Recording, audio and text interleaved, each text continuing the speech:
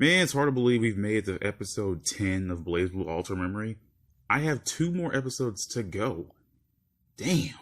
Hard to believe it, but yeah. We can finally get into episode 10 and do this review and breakdown of BlazBlue Alter Memory.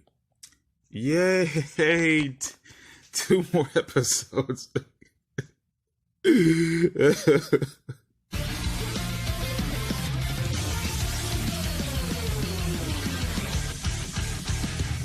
So the episode begins with Rachel speaking to Takamagahara. To keep the world going on the correct course and eliminate its current destiny, the Power of Order, meaning Jin, must defeat the current form of the Black Beast that exists now, meaning Ragna. Rachel refers to the Master Unit, calling it a she, and saying that she must desire something beyond this repetitious flow of time, though Takamagahara claims that their plans are different and that they're going to appraise the Continuum Shift event, changing it as needed until a perfect outcome is found. Rachel mocks him on how Terumi got out of their binds, though Takamagahara tells her that he is acting within her expectations and that Rachel herself seems to be more unpredictable than Terumi, as they ask her if she's going to go against her duties and interfere yet again. Rachel claims that she is the rightful owner of the Tsukuyomi unit, and as such, defending the Master Unit is her reason for being, and that the future that Takamagahara wants is dull. Ragna and Jin begin their battle, with Jin much stronger than last time, effortlessly overpowering Ragna. Jin claims that the truth is known to him now, that Ragna is chaos personified, and that the root of all evil in this world stems from Ragna's very existence. Back at the rendezvous point, Hazama tells Noelle that the entire Continuum Shift event was prepared just for her, even going on to berating Makoto for being in the contact with Sector 7. Hazama sneaks behind the women, knocking Makoto down and leading Noelle to summon her Bulwark to attack Hazama. Makoto gets back up and the 2 girls begin their showdown with Hazama, who slips into quote-unquote Terumi mode and easily dispatches the 2. Terumi begins to torture Makoto and even tells Noelle that he'll drop her below to her death if Noelle approaches him. He quote-unquote praises Makoto for still being alive, as he claims that a human would have had the good sense to die already, with Makoto being a beastkin and all. Terumi tells Noelle that she shouldn't even exist, as she screwed up everything for just being around, and because she exists, Tsubaki became who she was. He tells Noelle to look upon the truth about how things should have been, and Noelle sees visions of the past with her friends without Noelle around, including Tsubaki by Jin's side. Terumi calls Noelle a mistake and spills that both the Asterisk Successor and the Calamity Trigger are Noelle herself. Terumi places his hat back on, which reuses animation from episode 3 of all things, and Hazama comes back out, dropping Makoto to her death. Noelle calls Hazama a bastard, just hearing Noelle curse in any fashion is so weird, and points her guns at Hazama, furious that he killed Makoto. Full of glee, Hazama tells her to feel the hate and pull the Calamity Trigger. Anyway, Noelle gets angrier and angrier, telling Hazama that she hates him and is going to kill him. But then Noelle breaks as she slips back into her robo mode. Hazama takes this as a sign that Noelle finally removed the limiters on Bulwark, as she mumbles out that she hates everything and that the world she hates is useless, with Hazama agreeing to all of it. A large cocoon-like object emerges from the magical circle from behind Noelle, opening itself up and pulling her inside, with Hazama saying that now he has control over everything, laughing as the cocoon ascends the sky. Noticing the rumbling, Ragna attacks Jin and ditches his fight with him. Before Jin could pursue Ragna, Jubei appears and tells him to head to the cauldron below if he wants to finish his fight with Ragna. The altar finally reveals itself, with the cocoon at the top of the monolith. Ragna arrives to Hazama's location, demanding to know where Noelle is. Hazama points at the cocoon, with Ragna noticing that it is a cauldron, and with it, Noelle is going to be smelted.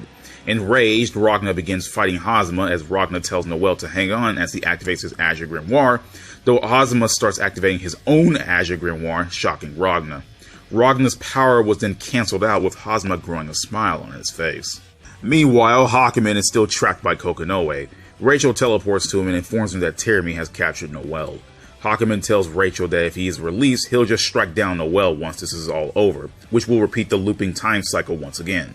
And while that doesn't sit well with Rachel, losing the Master Unit is not an option.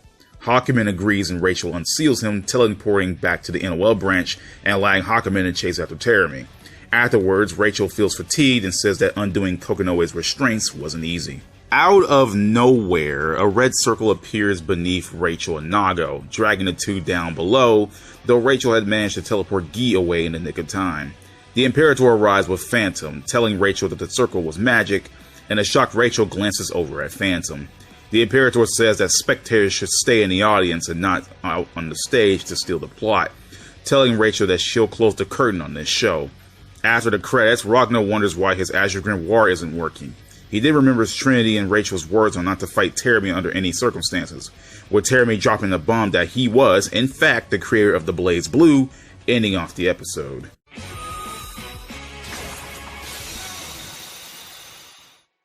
Alright, overall thoughts for this episode. Honestly, I don't know what to feel. I know this is the episode that tries to, ramp everything up.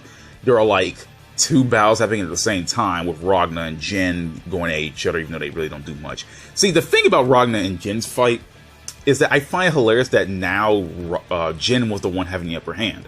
And since Ragnar had to bail in order to go off and find Teremy, Jin, I feel like at this moment, the fight could have been insane, right? Ragnar was getting his ass kicked when he couldn't, when he didn't use his Azure. So I wondered if the anime would let the fight go on more, if Ragnar would have won, And I find it hilarious. I just find it hilarious.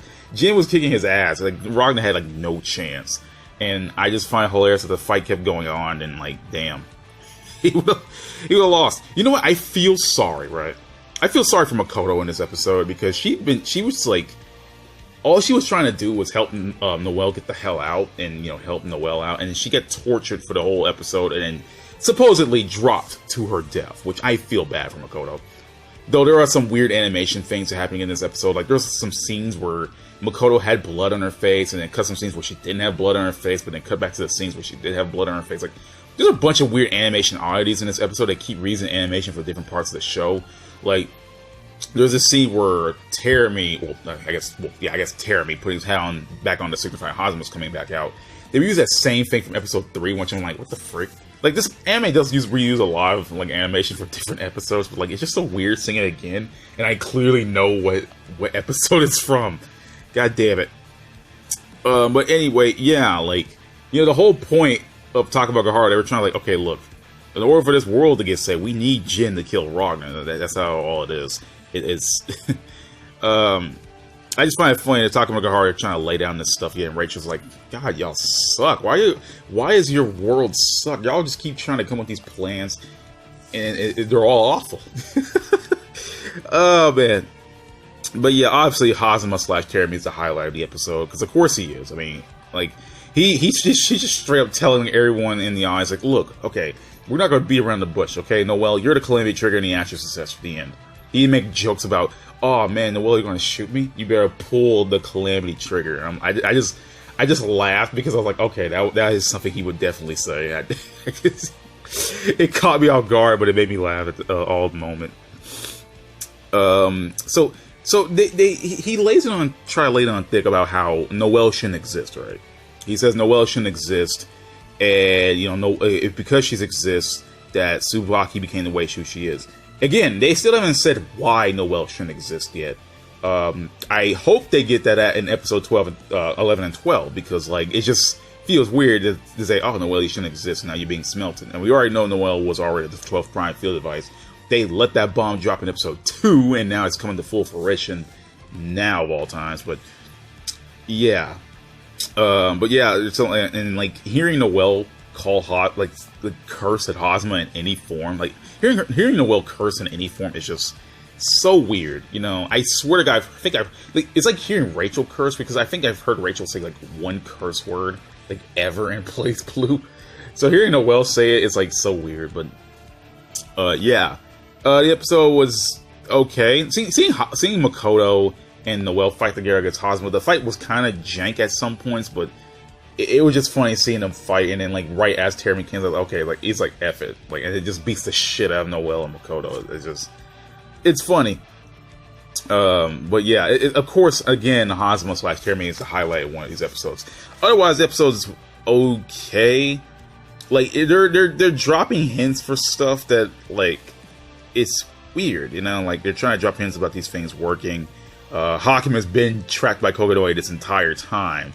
So that now Rachel kind of has to undo his seals, and then now she's weak and fatigued enough to get captured by the Imperator, which, I mean, okay. But yeah, the Cocoon pulling Noelle in, it was okay, you know. I honestly don't know what else to say. This episode was alright. Like, there was a bunch of stuff that happened in this episode, but it's not much to talk about, which is weird, you know. Like, most of it was just actually fighting. For once, most of it was like, I think like half the episode was just fights alone, kinda. But yeah, that's the end of episode 10. It was okay. Noelle slipping into a robo mode and saying she hates the world was what Christina V did a really good job. Like, Christina V just knows what she's doing. Like, you know, just showing her anger through Noelle and getting pissed off about out at Cosmo, which was really well done. I feel so bad for Makoto, man. Like, god damn it. She got her ass tortured and then supposedly dropped to her death. So, poor Makoto, she doesn't deserve this. She tried to do everything she could and got wrecked anyway. And honestly, I feel bad for Noelle, too, because I actually somewhat care about Noelle more in Ultimate than her main game counterpart, which is sad. And I feel bad for Noelle getting stuck into this bullshit, too. But hey, yeah, what can you do? This is the world of BlazBlue. What can you do? But yeah, that's like here's the thing. Like, I find it funny that Hakuman himself was like, you know what, I'm just gonna cut down Noelle anyway. I mean, shit, I mean, of course, I gotta do it. And like, he knows the time will start looping again, and like, okay, whatever, I'm just gonna do it anyway. Like, I don't think Hakuman even cares, but still, I just find it hilarious. But yeah, episode 10, it was okay. I mean, it's leading to episodes 11 and 12, which, honestly, not gonna lie to you, episode 11 is a drag, but yeah, we'll see when we get there. So, see y'all next time.